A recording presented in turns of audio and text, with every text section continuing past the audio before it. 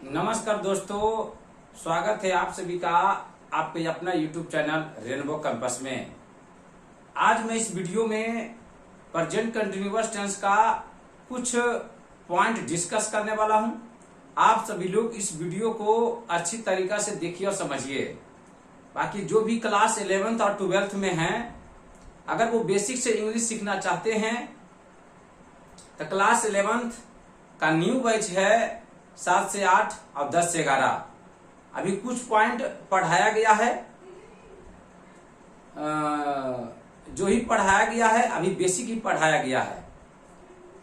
अगर जिनका English weak है, अगर बेसिक से सीखना चाहते हैं तो आइए देखली घाट खंडक पर बिहार शिव नालंदा रेनबो कैंपस में आपका मोस्ट वेलकम है। मैट्रिक में जितना भी नंबर आया उससे आप संतुष्ट रहिए। बाकी इंटर में अच्छी तरीका से मेहनत कीजिए, बेहतर से बेहतर रिजल्ट आ सके।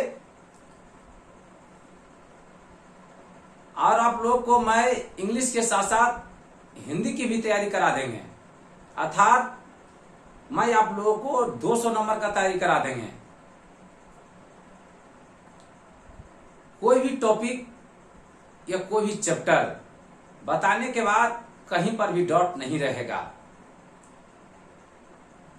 एकदम परफेक्ट तरीके से आपको समझ में आएगा। सिलेबस आपका टाइम पर खत्म कर दिया जाएगा। उसके बाद जब एग्जाम आपका नजदीक रहेगा तो आप लोगों को वो सब प्रश्न कराया जाएगा जो सीधे एग्जाम हॉल में टकराएगा। इसीलिए आप लोगों से कहना चाहता हूं कि जिनका इंग्लिश वीक है, मतलब मान लिया जाए कि आप 10 क्लास में कुछ पढ़ें, किसी भी तरह से मैट्रिक एग्जाम पास कर गए हैं, उससे आप संतुष्ट रहिए। लेकिन इंटर में आपको इंग्लिश सब्जेक्ट में मेहनत करना होगा, क्योंकि इंटर में 100 नंबर का प्रश्न पूछा जाता है। हम आप लोग को बताएंगे किस प्रकार इंग्लिश सब्जेक्ट का स्ट्रॉन्ग करना है, किस तरह बोर्ड एग्जाम में अच्छे नंबर आएगा, किस तरह मेहनत करना है। और जो भी रूल को बताएंगे उस रूल को आपको फॉलो करना होगा। जैसे ही आप लोग इंटर पास कर जाइएगा, फिर ग्रेजुएशन में जाइएगा, तो आप किसी भी जॉब की तैयारी कीजिएगा, जैसे कि SSC bank, navy, air force, NDA हुआ, इस सब में इंग्लिश सब्जेक्ट महत्वपूर्ण सब्जेक्ट है। अगर आपका इंग्लिश स्ट्रांग रहेगा तो ये सब डिपार्टमेंट का तैयारी करने में आपको आसान रहेगा। लेकिन आपको इंग्लिश वीक रहेगा तो जिस डिपार्टमेंट में इंग्लिश पूछा जाता है उस डिपार्टमेंट को तैयारी करने में आपको मन नहीं रहेगा। पर आपका इंग्लिश स्ट्रांग हो जाएगा तो जिस डिपार्टमेंट में इंग्लिश पूछा जाता है उस डिपार्टमेंट की तैयारी करने में आपको मन भी रहेगा। पर आज मैं इस वीडियो में प्रेजेंट कंटिन्यूअस टेंस का कुछ पॉइंट डिस्कस करने वाला हूं। आप सभी लोग इस वीडियो को अच्छी तरीका से देखिए और समझिए। यहां लिखे हैं आई एम लविंग यू।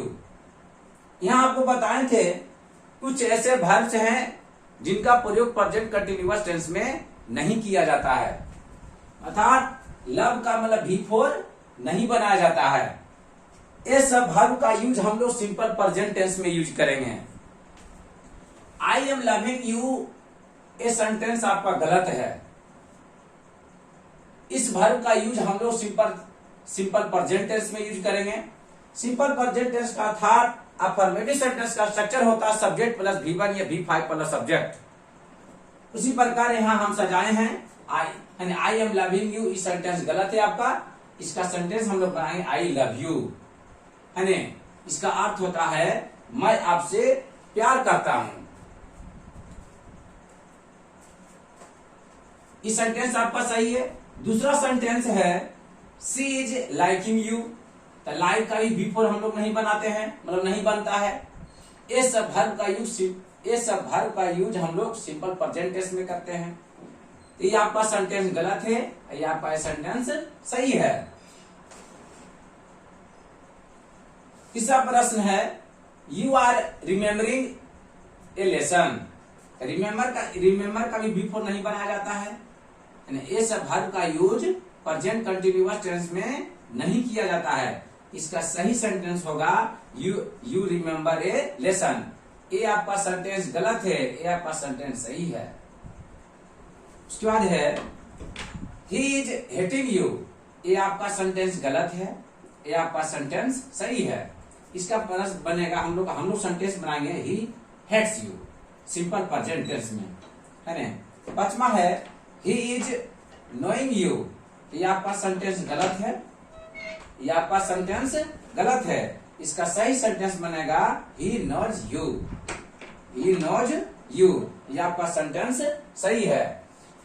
बाकी प्रेजेंट कंटिन्यूअस टेंस से रिलेटेड बोर्ड एग्जाम में किस तरह से प्रश्न पूछा जाता है, कुछ मैं ऑब्जेक्टिव क्वेश्चन को कराने वाला हूं। आप सभी लोग अच्छी तरीके से देखिए और समझिए कि किस प्रकार बोर्ड एग्जाम में प्रश्न पूछा जाता है। यहां लिखे हैं I dot TV at the moment. तो आपको बताए थे कि नाउ रहे या राइट नाउ रहे या एट प्रेजेंट रहे या एट द मोमेंट रहे, तो उसका सेंटेंस हम लोग प्रेजेंट कंटिन्यूअस टेंस से बनाते हैं। यहां लिखा है आई, तो आई प्रेजेंट कंटिन्यूअस टेंस का स्ट्रक्चर होता है सब्जेक्ट प्लस ईजेएमआर plus before plus subject plus object. यहां होता है अफर्मेटिव सेंटेंस का स्ट्रक्चर। ध्यान से आई के साथ एम का प्रयोग किया जाता है। इसका जो सही ऑप्शन हम लोग के होगा एम वाचिंग। यहां इसमें भराएगा I am watching TV at the moment. अगला प्रश्न है she dot at the piano. मतलब सी के साथ यहाँ क्या लगेगा, सी के साथ क्या लगता है इज। तो सी इज प्लेइंग द पियानो। मतलब इसका सही ऑप्शन होगा सी नंबर। अगला प्रश्न है dot are talking very loudly. तो आर है, यहाँ सब्जेक्ट को देखेंगे किस सब्जेक्ट के साथ आर लगता है। यहाँ ईट से सबके नहीं लगता है, दे के साथ क्या लगता है आर। इसका सही ऑप्शन होगा A number, they are talking very loudly. अगला प्रश्न है 4 नंबर में सी डॉट इंग्लिश नाउ। ये बताए हैं यानी कीवर्ड्स है या एडवर्ब ऑफ टाइम है, नाउ रहेगा। तो हम लोग उसका सेंटेंस प्रेजेंट कंटिन्यूअस टेंस से बनाएंगे। तो सी के साथ लगता है इज, तो हो जाएगा she is reading English now. She is reading English now. वह अभी अंग्रेजी पढ़ रही है। अगला प्रश्न है you dot cricket right now. तो फिर है राइट नाउ मिल जाएगा, उसका सेंटेंस हम लोग प्रेजेंट कंटिन्यूअस टेंस से बनाएंगे। यू के साथ लगता है are plus V4। Present continuous tense का अफर्मेटिव सेंटेंस का स्ट्रक्चर होता है सब्जेक्ट प्लस ईजेएमआर प्लस V4 प्लस ऑब्जेक्ट। तो यू के साथ लगेगा आर। तो यहाँ सही ऑप्शन होगा you are watching cricket right now. You are watching cricket right now. अगला प्रश्न है सी डॉट यू। यहाँ है इज लविंग। हम लोग बताए हैं कि लव का बिफोर नहीं बनता है ना, मतलब इसका प्रयोग प्रेजेंट कंटिन्यूअस टेंस में नहीं होता है। इस वर्ब का यूज सिंपल प्रेजेंट टेंस में किया जाता है। यह हो जाएगा सी के साथ लगता है। हम लोग प्रेजेंट इंडिफिनिट टेंस में आप लोग को बताए हैं कि I we you they and plural subject के साथ V1 का प्रयोग किया जाता है। ही सी इट नेम अर्थात सिंगुलर सब्जेक्ट रहेगा तो वहां V5 का प्रयोग किया जाता है। तो सी रहेगा तो यहाँ V5 रहेगा, हो जाएगा she loves you. She loves you. इसका सही ऑप्शन है डी नंबर। 7 नंबर में है I dot in the car now. यह नाउ है ना, तो नाउ रहेगा तो हम लोग सेंटेंस को बनाएंगे प्रेजेंट कंटिन्यूअस टेंस में। तो आई के साथ एम का प्रयोग किया जाता है, फिर देंगे वर्ब का V4। तो हो जाएगा इसका सही ऑप्शन होगा I am waiting in the car now. I am waiting in the car now.